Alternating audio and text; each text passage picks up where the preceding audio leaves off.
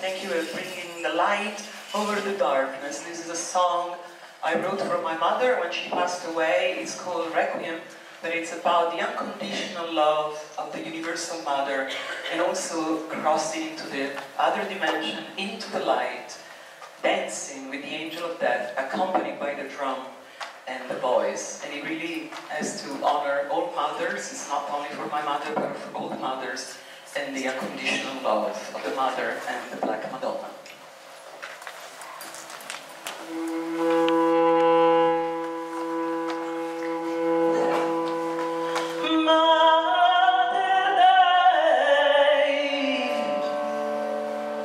Ora pro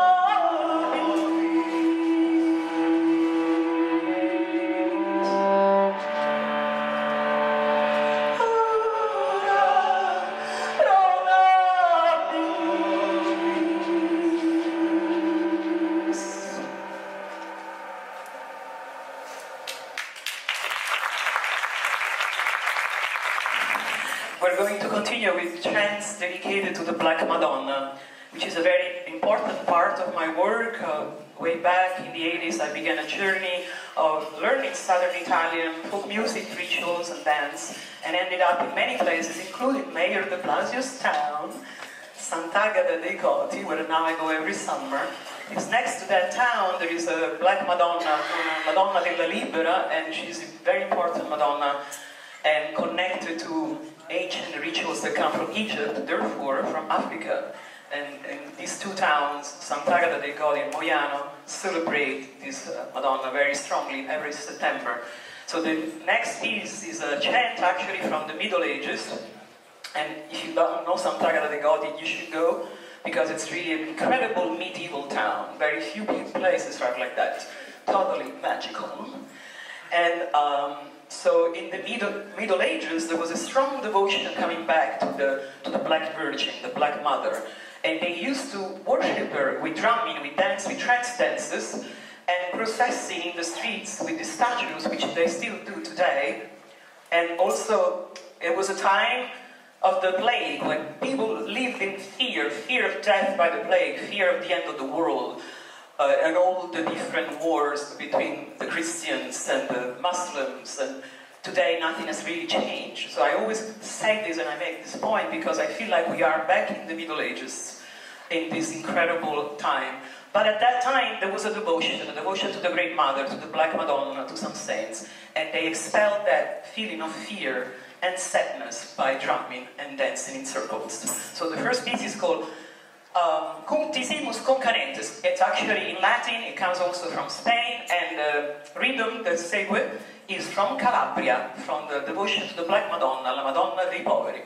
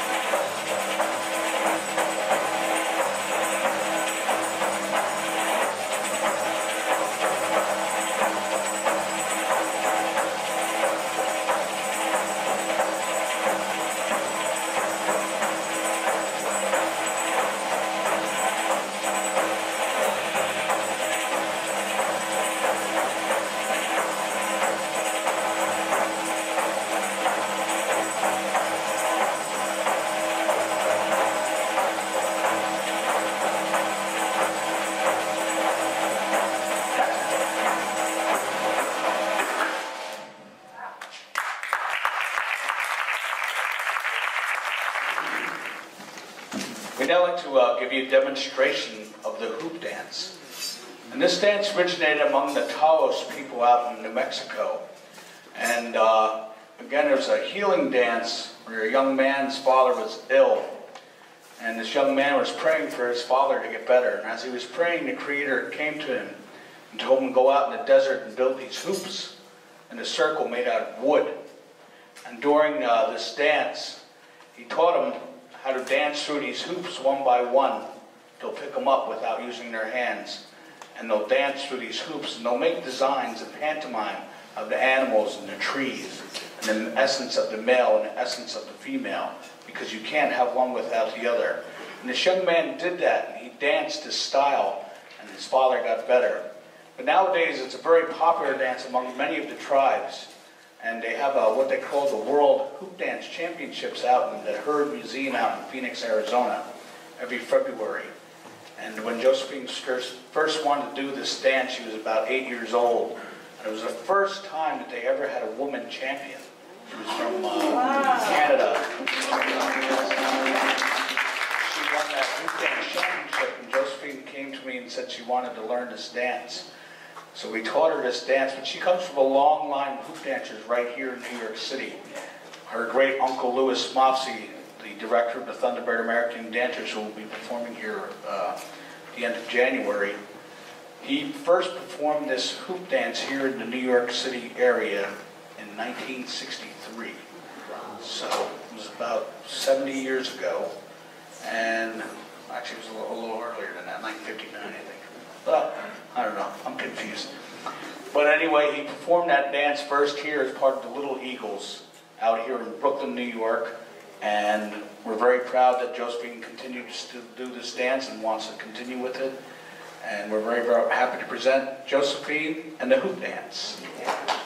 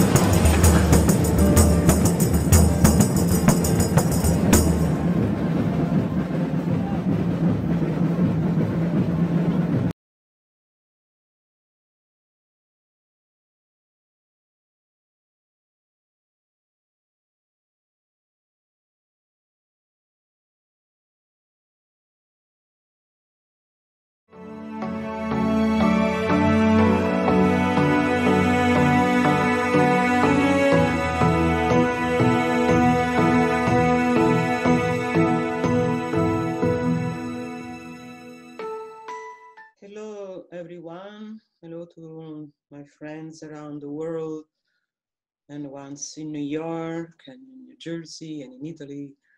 I've just felt compelled to record this song, this prayer, a medieval prayer and chant in honor of the Black Madonna from Montserrat, Spain, but also connected to our Black Madonna from Calabria. This one, La Madonna dei Poveri, Our Lady of the Poor. This was a tradition in the Middle Ages to sing and pray to the Black Madonnas and carry them in the street to ask for healing and protection from fear of death by the plague, also from fear of death by wars, the Crusades. But there are many, many accounts and many stories about how certain towns were saved from the plague with these processions in honor of the Black Madonnas.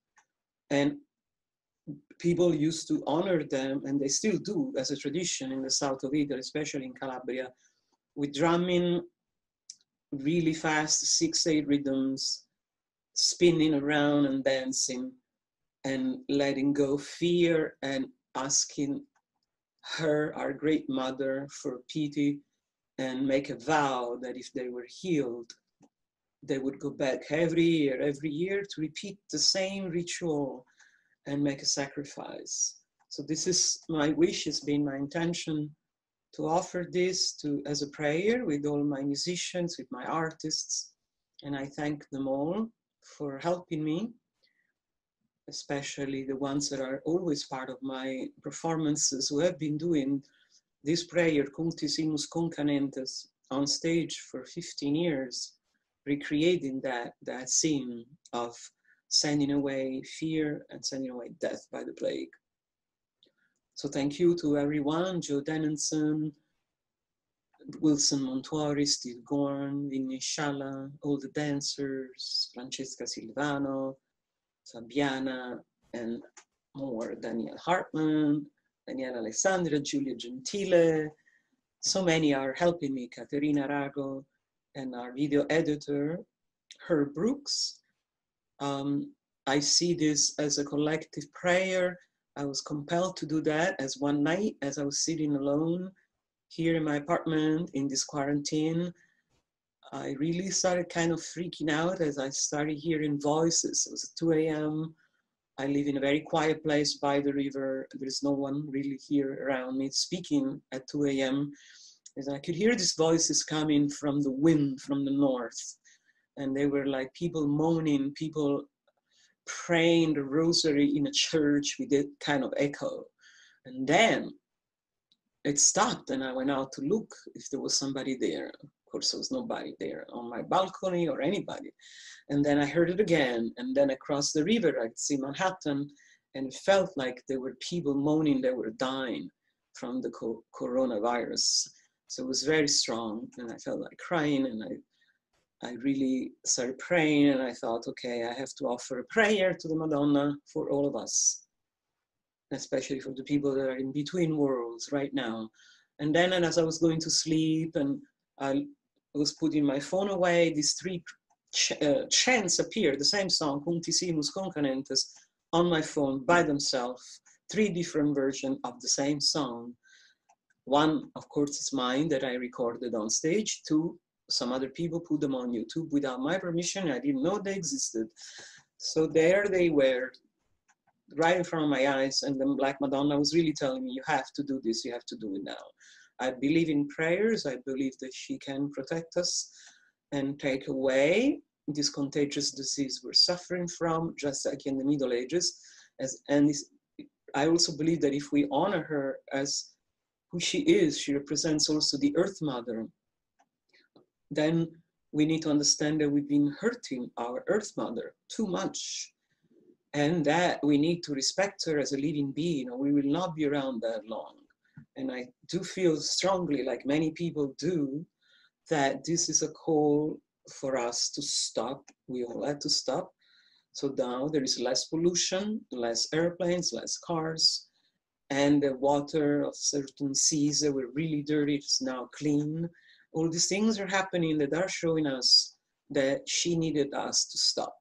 And we had to do it in the rough way because we did not listen to respect her the way she's supposed to be respected. Our mother, Earth Mother, the womb of the earth, where we come from. So this is my prayer, that she will listen to us with this collective ritual, and that she will grant us the grace to take away this virus and to help the doctors to find a cure. And that also we promise as a vow that we will take care of her as a living being and not do anything wrong to her to destroy her. Grazie, Grande Madre.